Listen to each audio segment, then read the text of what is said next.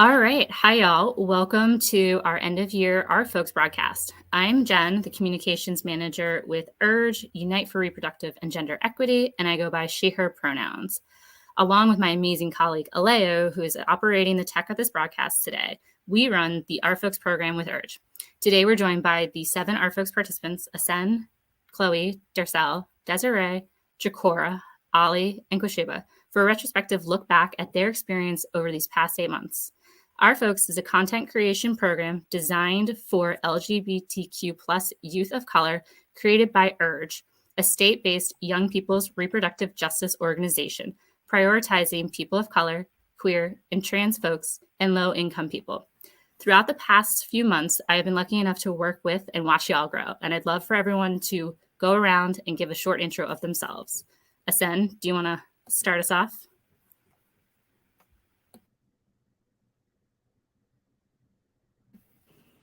Hey, Asen, you might be muted. Okay, my mic is muted. Sorry about that. Hi, my name is Asen. I'm based in New York City. My pronouns are he, they. You said just a little bit about ourselves. I'm an artist outside of this. Just a little bit of art behind me, and that's about it. And I can go next. My name is Chloe, go by she, her pronouns. I'm a queer Filipino writer and filmmaker based out here in Riverside, California.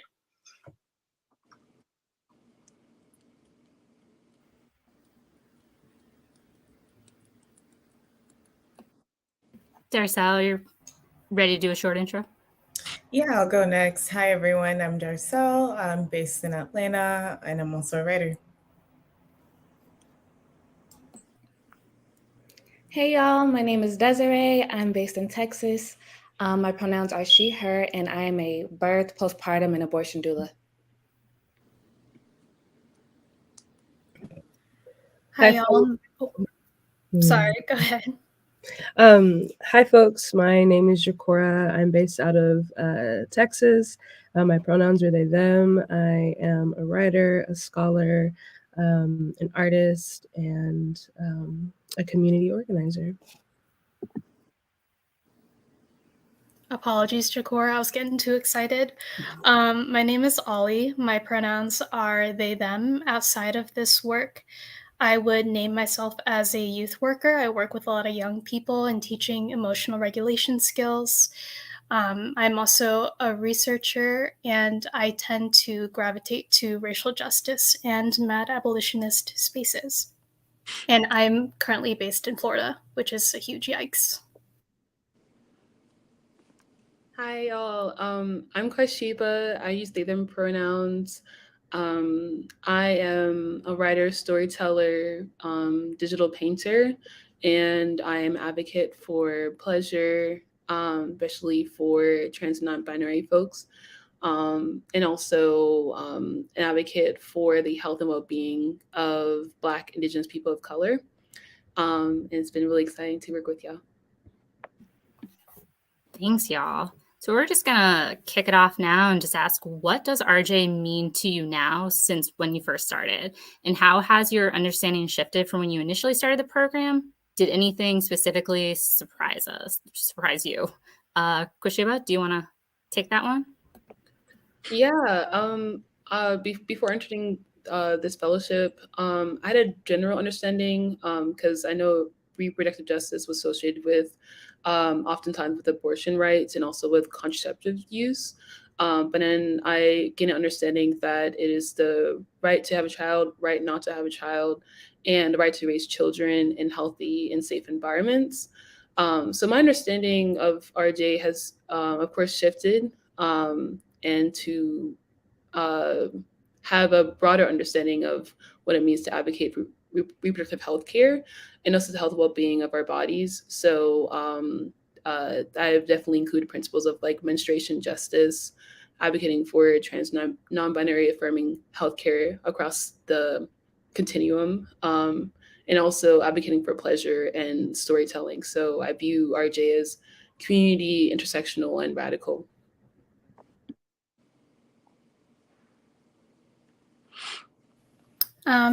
adding to that as well, as far as what reproductive justice means to me, I would say before working in this space alongside y'all, I felt like reproductive spaces in general was a place that I felt anxious, that I did not belong, that I didn't feel seen as a non-binary person. I think that I had a very different understanding of what reproductive justice looks like. I was in a lot of white-dominated, women-centered spaces. I remember going to my very first reproductive justice march, and all I saw was women-centered language. So it never felt like a safe space for me. Since working alongside y'all, I think that I definitely have a very different understanding of reproductive justice. Getting to see the work that y'all have done and what I've learned through the process, I was like, okay, well, this is actually what reproductive justice is supposed to be like. One that centers BIPOC folks, one that centers and includes transgender, nonconforming, and intersex folks. I wouldn't say to this point, I still haven't yet claimed reproductive justice as a space that I belong. I feel like there's a lot of work left to be done. And I think a lot of cis folks still need to kind of take some accountability for the exclusion that they have imparted to trans and gender nonconforming folks. And I feel like for me, reproductive justice now means something a little bit more beautiful and more in alignment with how I've been able to move through the world. Working in racial justice spaces, the term reproductive justice was gifted to us by Black activists. So I feel a little bit more grounded. So yeah, I've been very surprised through this journey. Yeah, I think that's all very well said from Ali and Kashiba. For me, like, I think coming into it, yeah, like what it means to me now after these last few months is that RJ, I feel like, is now more all-encompassing and is connected to so many other issues that I didn't really know about beforehand. Like before I read like and saw other folks' content that they created, like whether it's like from queer and Black liberation, like environmental justice, and even like gun violence prevention. And because for me, I came from like a film and TV background. That's what I went to school for. And so really came into this space not really knowing much about RJ, like even what it meant. And I think what I only really knew about was like abortion, but even that I didn't really understand like fully, like all the issues that surrounded abortion, besides like the major narrative. And so yeah, just coming into this space, like just very wide-eyed and ready to learn from other people. Like at first it intimidated me because a lot of folks, came from like public health backgrounds, sociology backgrounds, but I kind of like switched my perspective and just use where I was at and like the experience and knowledge I brought. So it's like show that what I could bring to the table in this space and how I could kind of carve that space for myself in terms of like a storytelling perspective. And yeah, and I think it's just been very fruitful with each piece I created and also consumed from other folks. And I think I just went into this program just like with an overall curiosity on what this space would look like and learning from other folks who have been exploring these topics for a while. Yeah, I think getting to have seen all of your works and being able to work with each of you one-on-one and getting to see how you brought in your passions to a lot of your work, like Chloe did abortion storylines. And I know that Ali really focused on like sustainable communities and what that meant. And Jacora focused on like sex ed and comprehensive sex ed at that. And being able to move those things into the RJ space was really amazing to watch throughout the last few months. I want to invite anybody else who heard something that really resonated to them to weigh in here if they would like. Go ahead, Jacora. I think I really resonated with what you said, Ali, about like wanting reproductive justice to be a space that is for like transgender, nonconforming, and non-binary folk. There's something like about there's something about the fact that like these spaces like come from Black and brown folks, come from like people who are like us, but we kind of get like lost in the sauce, if that makes any sense. And like really just kind of fighting to reclaim, at least for myself, fighting to kind of like reclaim the space that I know that I belong in. Like I have a body, I have the capability to give birth, I occupy all of these different intersections. My communities are under attack, and we deserve safe and thriving spaces in order for our communities to grow and to build. So kind of, I think this project has kind of given me the opportunity to be able to kind of put myself back in the place where I can kind of reclaim and take up space. And that's just been a really beautiful thing to get to do. So.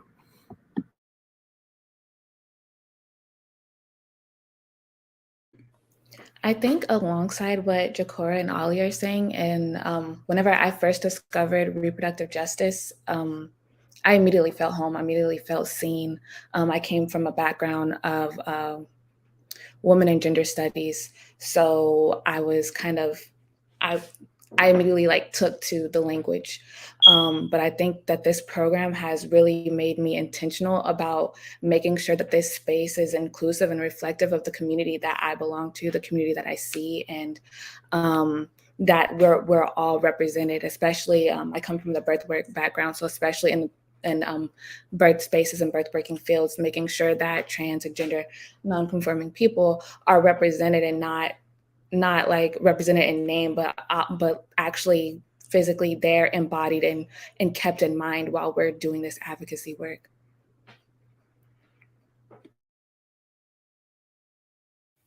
I just want to say I really like Jakora, what you said about lost in the sauce, because it feels like I was swimming in like an ocean of sauce, trying to find community within the reproductive justice space. I'm really wishing for us that we don't lose sight of what true reproductive justice looks like, and part of that is gender affirming care. So yeah, really appreciate y'all sharing your thoughts. Go ahead, Jakora. So I have one more thing to add. I thought it was like really cool because alongside like finishing out this program in like the second half of like the school year for me, I took like alongside this, I did like a reproductive justice class I was offered on campus. And like I had also learned about like the last two tenets of like reproductive justice, which was like prioritizing sexual autonomy and like gender liberation. And like I think it is interesting that when we think about the ways that like some of us have been like pushed out of these spaces, how we are literally embedded into what reproductive justice means and what it's supposed to stand for. And I think this program really kind of gave me the opportunity to be like, no, but like good sex is a part of reproductive justice. Sexual autonomy is a part of reproductive justice, and censoring our pleasure and censoring our joy also gets to take place here. And if we want to do like sort of movement work needs to be irresistible. Movement work needs to be appealing to masses just beyond folks who do this in our spare time, in our day to day. So like this program kind of gave me the opportunity to kind of be like, no, but this gets to be forefront too. So I'm thankful for that. And I just wanted to mention that. So thank you. Thank you for adding that. One of the things I love about reproductive justice is like, give us a topic and we'll find a way to make it reproductive justice because it's so embedded in our lives. And I know I said that to like all of you here. So I will give a little bit of space if anybody wants to add on. I just wanted to say that reproductive justice has really helped me to just explore all the intersectional avenues of like healing. I think that in my experience of just sitting down and do some of the projects and some of the work, I was really, really enthralled in the passion of discovering truths that really validate our humanity and really concretely set us in history. And that has been so empowering. But it has also been so triggering. And I've been healing through it. And it's been really, really, I'm just grateful. I'm really grateful for the experience and for the platform to be able to have these discussions and to piggyback off of what a lot of people said. I really appreciate censoring pleasure because there's so much shame that we carry as a society with sex. And then for like queer, Black and brown people and having to have just all of these either societal masks that we have to navigate, whether you have a mental health challenge that you have to navigate. So masking in all these areas of our lives and like our gender and like our experience, it's just a breath of fresh air, to be honest. That's what I gotta say. So I'm really grateful for this opportunity, and I'm grateful that we can continue having the conversation and we can continue adding to the history and the knowledge about our experience. Thank you. I think that is a really great segue into talking about like what piece of content did you enjoy the most, whether it was creating it yourself or consuming it. It could be anything, your fellow cohort members, or just in general, something that you enjoy seeing regularly. And if you're okay with it, Chloe, I'm going to kick it off to you first. Yeah, thank you, Jen. And I think for me, in terms of my favorite one that I created was my last one, which was the Instagram graphic series on abortion narratives on television. One, because that's like an area that I'm very passionate about, and the TV world is something I'm know very well. But at the same time, it was still very much a learning experience because I didn't know what abortion representation looked like on TV. And it was a great way for me to also like see like, yeah, what is the like mass narrative that's being put out there. And I think I kind of, as a casual viewer before this program, like I also was able to interrogate like, why don't I know so much about this issue and this movement? And a lot of it's been like, you know, a lot of the stuff I consumed when I was younger. And so yeah, like that series really helped me see also like the organizations like who are researching this work, like very specific, like abortion representation on TV, and like how long they've been doing this. So that was very surprising to see. And so I was glad to be able to learn from that, but also use the Urge platform to share their work to folks. And a lot of my friends told me who are also writers themselves, told me it was very insightful for them and allowed them to think about this issue in a different way.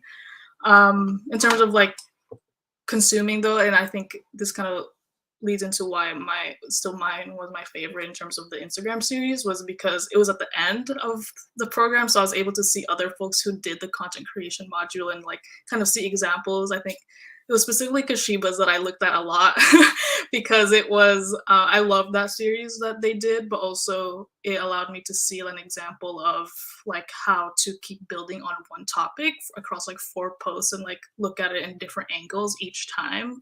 So shout out to Kashiba for that. And it was just really great to see everyone else's too and see how they, like the graphic design of it all, like that was really hard for me. So seeing the way folks used like our resources to build these posts out.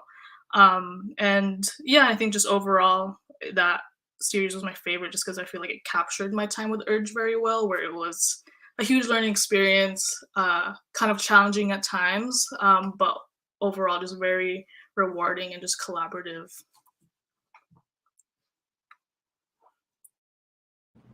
Yeah, I agree. I think my favorite content was also the social media. And I wasn't expecting that because I really am not a fan of social media.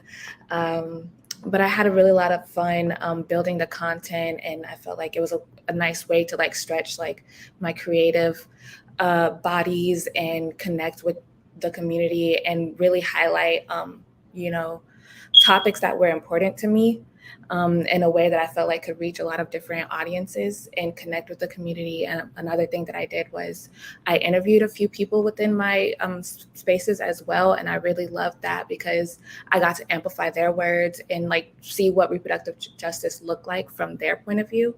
And alongside with the consuming, I really loved the writing, the blogs that everybody posted. I really went back to a lot of Ollie's work, a lot of Chloe's work. I liked just like the way that y'all had this attention to detail, and it was really enthralling. And I loved like everything about it so far.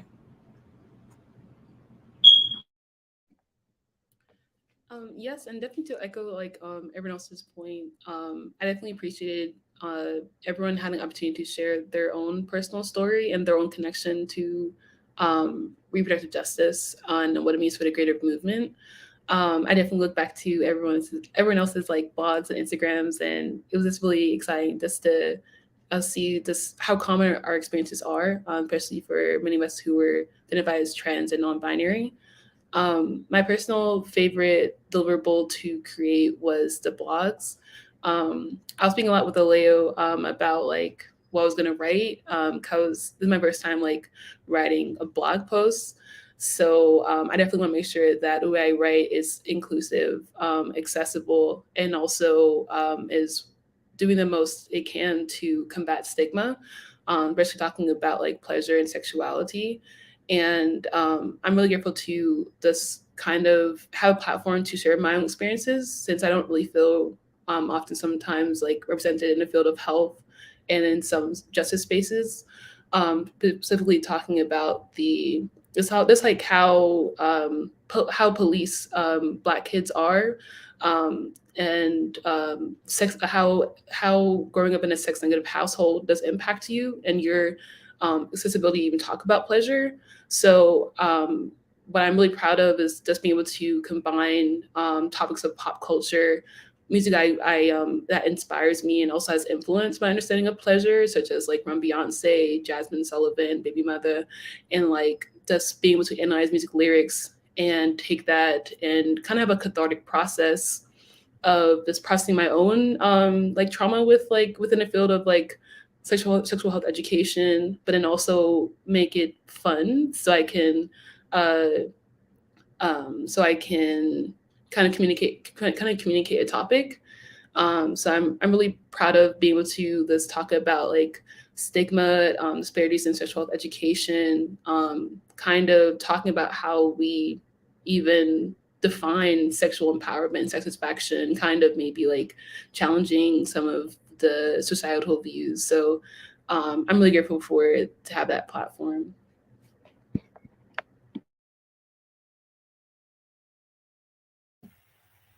And I got to see everybody's like from start to finish when you all started, and I got to see you all grow and like really put your passion into each of your whether it's the Instagram posts or the TikToks. And I loved seeing you all just like have a lot of fun with the content creation. Really, I feel like everybody was just jumped into that, tried new things. And I knew some people had never tried certain like tech things in the past, and just being able to see you all try that and then come up with something really amazing was really great for me. Did anybody want to add on? Did anybody have anybody's content that they really loved that they want to uplift? I really just liked everyone's content. I just want to say, I know that's been said before, but it was so cool, especially because since we didn't all get to, I guess, like talk to one another as often. So it was really cool to see where everyone was coming from and all the different angles you can take. I similarly love that RJ has so many different intersections, and I feel like I learned even more being in this program, even though I have had some experience within RJ. I feel like there's always something that you can learn. And I also something else that I really appreciated was even though we were all coming from it from like our personal experience or our personal passions, a lot of us were still able to pull in like relevant like content or just relevant like news items that were happening at the time of posting.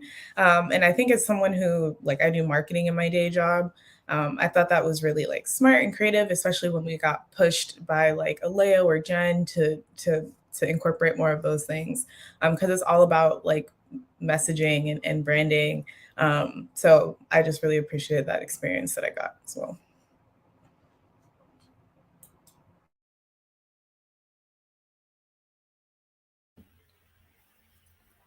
All right. I will give a little space if anybody wants to add on.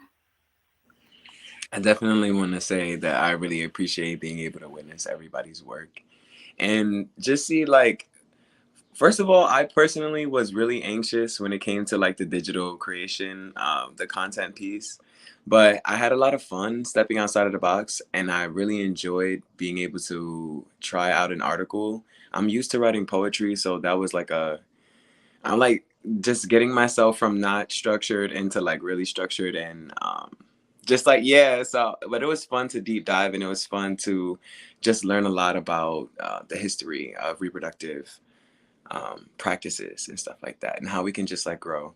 So I want to thank everybody just for your contributions and just sharing and taking the time out and being a part of this. I think I experienced a lot of growth throughout this process, echoing what folks have already shared around like the anxiety and the uncertainty and also like discomfort of doing social media stuff. I'm at a point in my life where I've never been more disconnected from social media. Like I try and kind of just stay away from it for my own wellness. But throughout this experience and this fellowship, I've definitely been challenged to exist in these spaces and not only exist in these social media spaces, but in RJ spaces where I'm used to not being seen. So there was like layers of like, I'm being perceived, but also I'm being perceived. So it was really challenging for me. But seeing some of the work that everyone else has been doing, I think it pushed me. I was like, okay, these people are stepping outside of these boxes, and I should probably try and do a little bit of that too. I will say one piece that I would love to uplift was Darcel's, I think, Instagram series on masking and COVID-19 and the pandemic. I think that echoing what Jen said earlier, sometimes like you can really just spin anything to be about RJ because all of these justice movements are so deeply connected and embedded in each other. And we can't have RJ unless we're centering and moving from a disability justice lens. So I really appreciated seeing that, especially as someone who lives in Florida, and Florida was very notoriously horrible about social distancing and mask mandates and all the things. I think it's very powerful and intentional the way that Darcel made a post about the pandemic. And it really just, for me, it was eye-opening, even though it was like much later on where I was like, okay, like RJ is everything. It's connected to everything in ways that I never saw before.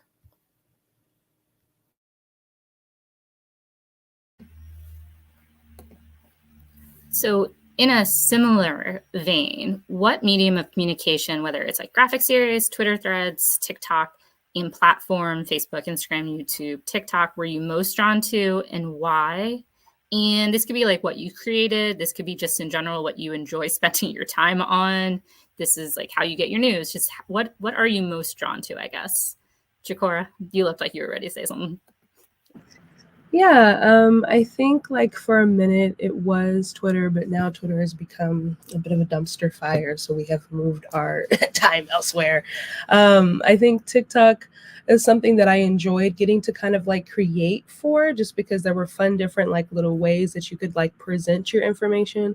I liked when they began adding like the photo feature, so you could kind of get like you could disseminate information that way without always having to do video format, which was really cool and helpful. But it was really interesting getting to be on TikTok and getting to see kind of the flip side of what it's like to kind of produce and create content, especially something that's more on like an educational lens and basis. That in YouTube, I'm like a big sucker for a good video essay, and while I didn't get to produce any, it was really cool kind of looking up like different like formats and seeing what people were doing and kind of letting that inspire the ways that I like approached producing content for our program.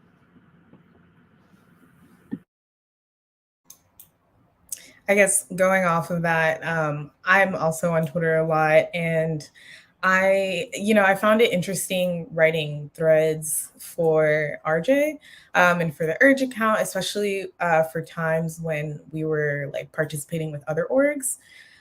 It really forced me to think about, not just like the character limit, but just how things are visually represented. I remember one of these first ones that I did, I originally like wrote a draft, and then I actually like went on Twitter and like made a dummy account, typed it in, saw how it would show up on the screen. And that definitely affected like the edits that I made moving forward and like the types of visuals I wanted to incorporate. And I just found that like really fascinating that that's just not something I would have like considered before, just like how that would show up like on a phone versus a laptop or what have you. So yeah, I found that really interesting. And because I am a writer by trade, like I was a lot more familiar with like, or felt a lot more comfortable doing like the blogs or other written things. But one of the reasons I joined this program is because I wanted to be challenged in doing other types of media that I'm not as familiar with. So I really enjoyed like the visual aspects, a lot of the Instagram posts. Similarly, and especially with Instagram, like not just not just thinking of how visuals can support the actual messaging, but that's definitely like what you're seeing first. That's primarily what you're looking at. But also in terms of like the types of accessibility required, and as well with the images, I thought that was like a really valuable experience to have, and something that I'll like keep with me moving forward.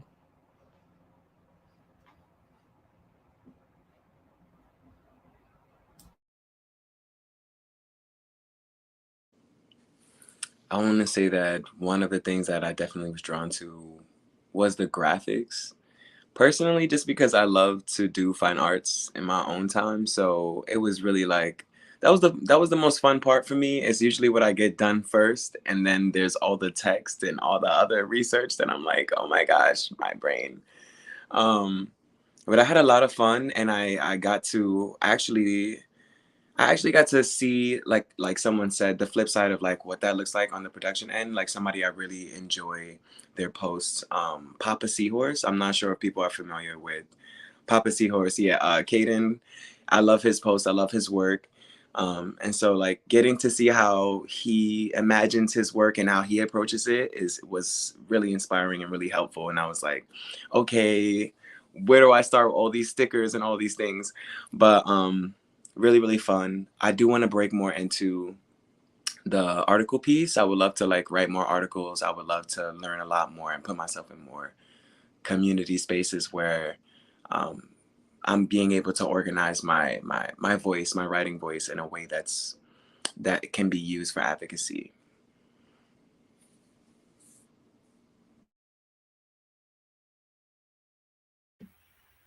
Yeah, content creation is so much more than just like putting together a few graphics and then posting it up. It's yeah, how is it going to flow? Does everything fit in there? And I admire you, Jacora, so much for delving into TikTok, because that's still a space that I am not super comfortable with yet. And I've loved all the ones that you've been doing, and you've created like these innovative ones like Book Talk and stuff. So I loved seeing that. I'm going to give a little more space if anybody wants to add on.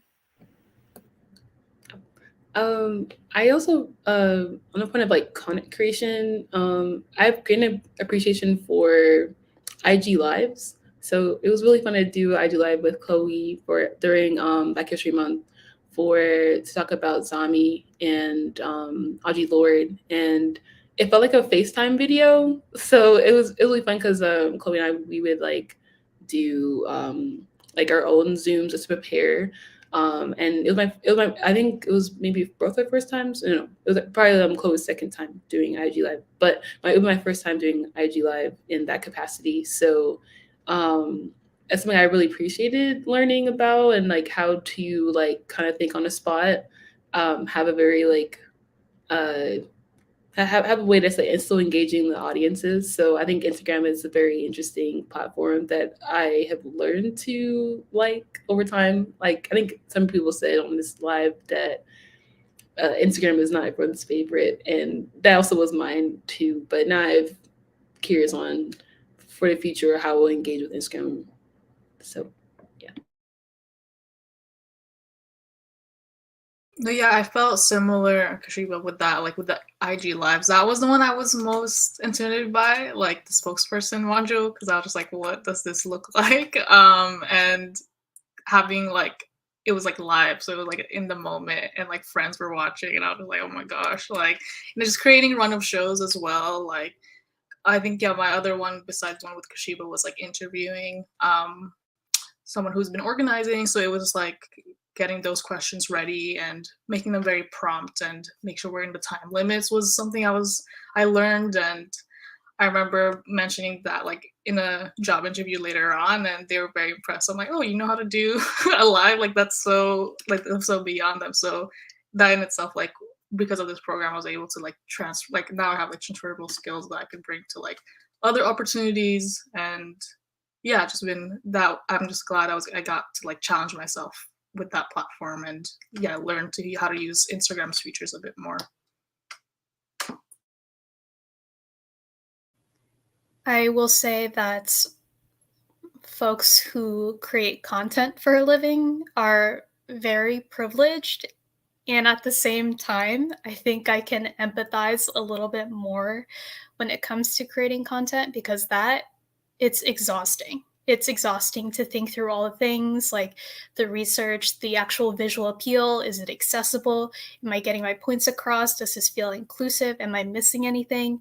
It feels like a very personal and intimate experience in a lot of ways too, to not feel like you're being judged for how you're presenting yourself in the world, because it is like an extension of who you are. And I remember going into this fellowship, I was most excited about the writing module and writing the blogs, but that ended up being the most challenging ones for me, because I come from kind of like an academic research background. So in my mind, I'm used to like connecting all the big pieces together and like showing a bigger picture. And I remember a lot of the times when I would ask for feedback from Jen's like, let's narrow the scope and focus a little bit more. I think we're getting carried away. So I think that was most challenging for me. And surprisingly, what I was most drawn to was creating TikToks. I wasn't necessarily like putting myself in front of the camera, which is what I thought I was going to have to do. I was just like, are you telling me that I had to dance and also say something significant about RJ at the same time? Because that's not who I am. And then I found out that through Canva, you can actually make TikToks without having to show your face. And I think through this process, I've grown to appreciate Canva more as a tool, because it was definitely not things we learned in school, but I think it's such an like transformative tool that we can, through the internet, create and like have our own voice, have our own platforms, and tell important stories, which I feel like necessarily wasn't something we had access to before as a society. And I think that in a way it's very, it feels very, I think, in alignment with the work that I want to do, because a lot of marginalized folks, sometimes our stories are not being told, they're not being archived, they're not being preserved. And we have these opportunities now, these tools to share our stories in ways that we never did before. So I feel like that's kind of the lens that I've been moving more to now from the social media standpoint. Wouldn't claim to be a content creator by any means, but I think I have a greater appreciation, and I've enjoyed the more visual aspects of the content creation than I originally thought I was going to have. Yeah, that has been one of my favorite parts of the program, is watching everybody grow and try new things, and just seeing it be so successful for each and every one of you. So as we move into looking to the future, how do you think you'll carry what you've learned forward into your activism and advocacy? Desiree? Yeah, I think for me, what that looks like is kind of what I was talking about earlier, making sure that in the spaces that I occupy, that I'm representing and I'm bringing in everybody. And I mean that everybody, that everybody is not only welcome there, but there is a place specifically for each and every person. Nobody's being left out, especially in like birth justice fields, because that's something that happens a lot and it shouldn't happen.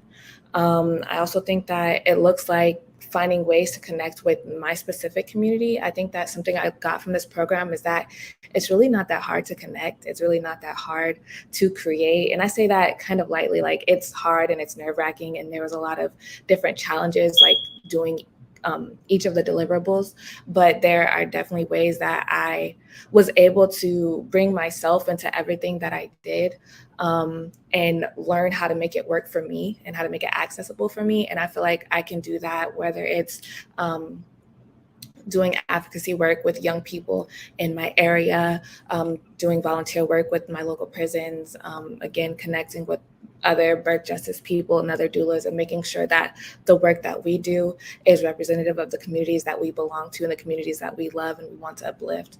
So I feel like it's definitely connecting and just getting out there and being able to do the work.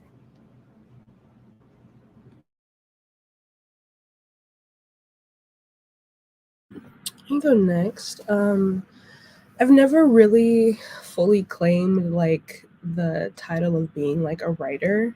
Similar to what Ollie said, I'm used to operating in academic spaces. I'm used to being like, okay, I'm a researcher. I understand what these points mean and look like, and I can connect these overall dots for like analysis, I guess. But like there was something about writing for a more like openly and public facing audience that was like both exciting and nerve-wracking, because I think like in academia, it's like, I don't know, there's something about an academic wanting to rephrase the same thing 5 times with highly obscure language that kind of gets old, right? But then there is something about like, okay, I have kind of like in a sense internalized the way that they write, so now it just comes out in the way that I talk and the way that I'm writing things. So having to take that step back and being able to be like, okay, but if I were talking to my mom, or if I were trying to explain this concept to my grandmother, or just someone of my community, would I be using this same language? What can I do to make the words that I'm saying more like accessible to people? And like, I think through this, I've been able to kind of really like put that sort of principle of mine into practice of what accessibility really does look like. And I think I've kind of begun to adopt like a sort of like principle for myself as like vulnerability as accessibility, because I think there's something about like tapping into the parts of us that are most human, and the parts of us that kind of get to like, I don't know, the crux of who we are. Like people say all the time, like humans are, you know, naturally violent and all of these other things, but I think we're built for connection, and I think we're social creatures. So being able to kind of like tap into that through my writing was a really beautiful experience, and it's made me think a lot more about like digital accessibility. Like with the organizing that I've done, I'm working with a lot of like working class communities, a lot of folks who have 9-to-5s and kids and bills to pay. So survival is very much at the forefront. So what does it look like to try to get someone who's just worked a double to look at your post? What does that mean? What does that look like, right? And I think it's one thing to like recommend a book and be like, oh my God, you should read this. This will be like really helpful. And it's another thing to like either provide a free PDF of that book. I think it's another thing to give a community member that book, right? And thinking about what that looks like translated into online and digital spaces is something that I think this program has kind of helped me not only think about, but help put into practice. So I'll kind of be able to implement the power of like the pen and writing like more so into like my advocacy, but also thinking about like, what does it look like to really be able to reach like working class Black and Brown communities in the work that we're trying to do. No, definitely. And to build on that, I think this program has definitely forced me to reflect on how I translate my politics and my day-to-day interactions, and how I want to call people into movement work, but also just how I practice everyday care and how we can all do that communal work of care. So I really appreciated what Jacora said about having to make the work compelling as well. And for me, that's like, I'm pledging to do that by learning how to best meet people where they're at. And so similar to that, I always really appreciated the guidance that we received on thinking about who our audience was, how to most effectively get that messaging across. And also just realizing that like tone is so important. And not everybody needs like doomsday, or not everyone is at the same level of education or knowledge. And so how we come to them is just as important as that core message. So, yeah.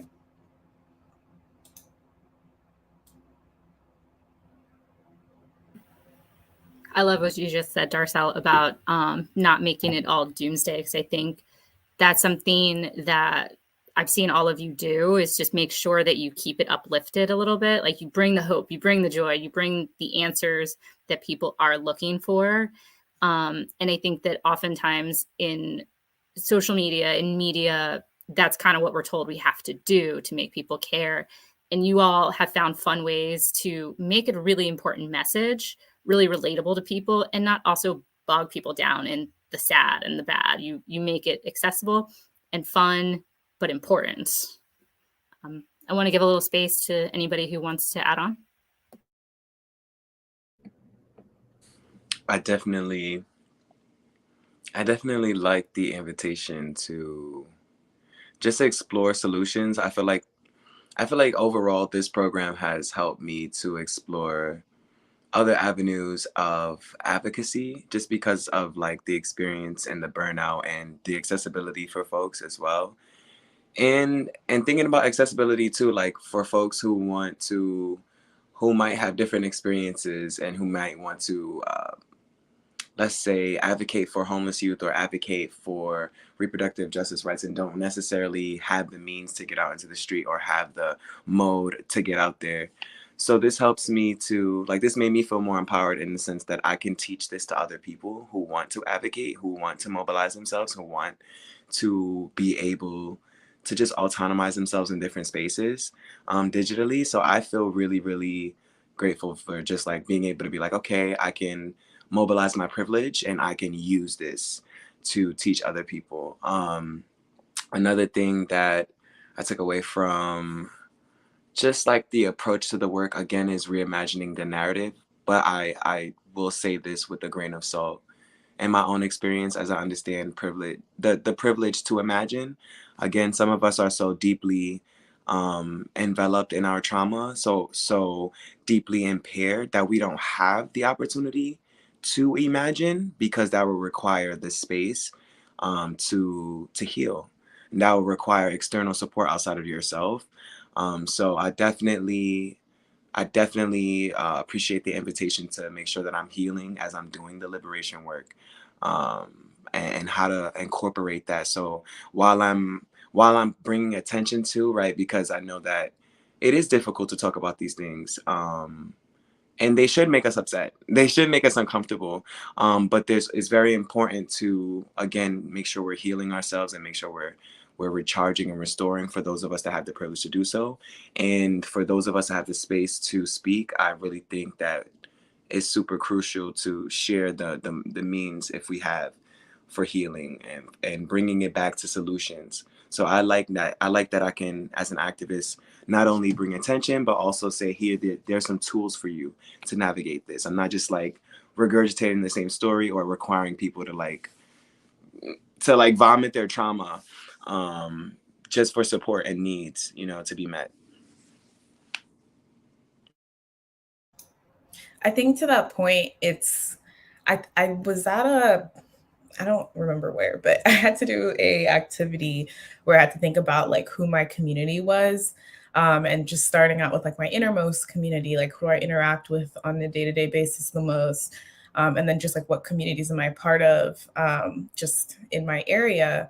And I think this has really forced me to consider, what do I consider success in organizing within my communities if my goal is for like peer education. Like, what does that mean for my parents or someone of my parents' generation versus just like my peers, or just my neighbors, like in my neighborhood. So yeah, I think it's definitely forced me to be like creative about that too.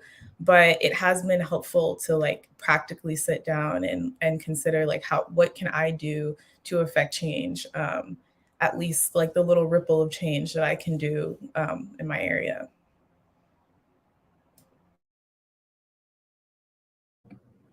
Yeah, and I think another thing is like that I will definitely take moving forward is definitely leaning to storytelling a lot more, and also this like to the point of like reimagination, like finding creative ways to bring to attention like certain key issues, and also some of the intersections, and how it impacts not only reproductive justice related issues, but also other reproductive justice, other justice issues. That's something I'm looking forward to continue doing. And also to people's earlier point regarding like figuring out ways to kind of translate information from academic background to and to communicate issues in a non-academic way, that also is still inviting, accessible, and inclusive.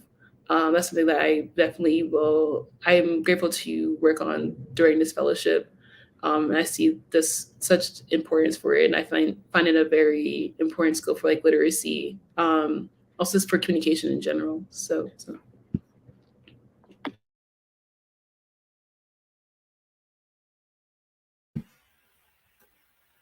Well, thank you all. I just want to give a little space if anybody has any final comments. I have no more questions, so if anybody just has anything else they specifically want to talk about quickly.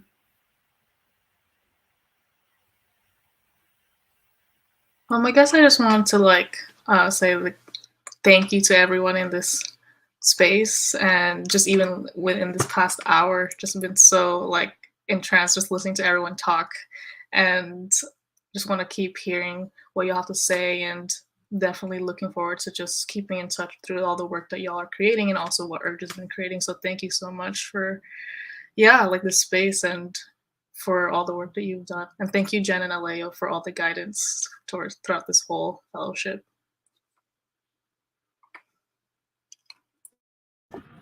Yeah, to kind of piggyback off of that, all of you are such amazing and radiant individuals who I know brought passion to this work.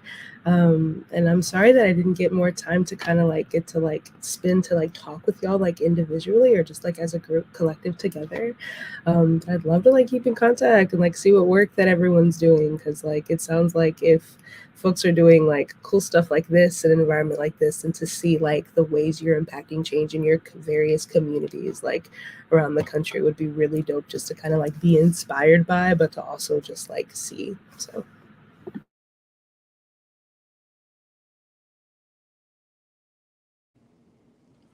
I definitely wanted to just thank everybody for choosing themselves, whatever your journey was, whatever your obstacles. I'm really grateful that you chose yourself and that you showed up and today in any way possible for yourself.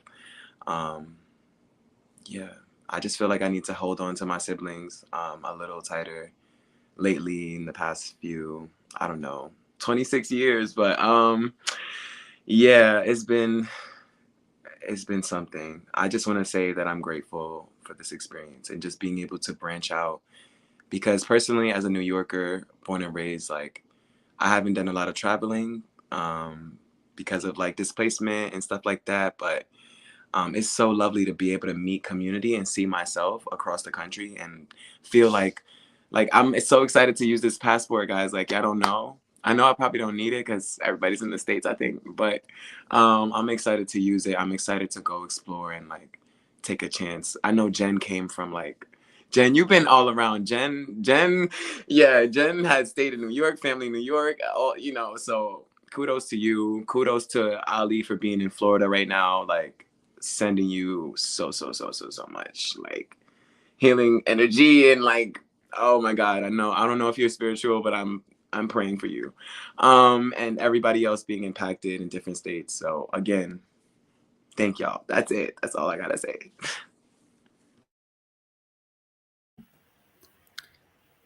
You guys are a really cool group of people. And not only do Jen and I think that, but you got a few comments that I wanted to share. Let's see if it'll show up. Are you seeing anything on your screen? Yes, we saw you are all awesome. Okay. And then we had another one from someone who is 93. Ooh. So you had a couple of viewers here who were really interested in the conversation. So thank you for your participation. I think not only in the work that you all have created, but just the conversation here that you are touching and impacting so many people through your work. And I'm excited to see where that continues to take you. So thank you for your participation today. Yes, thank you. And I want everybody to drink some water, hydrate yourself after this. I know everybody's been talking. And I want everybody to rest if you can, because I know everybody's been working really, really hard the last few months. And rest is really, really important to RJ, to ourselves, as Asen said, as a gift to ourselves. And I'm going to go ahead and close it out and let everybody know that you can see this amazing content on urge.org/blog, or tune into any of our social media at urge_org. Urge_org. Thank you all.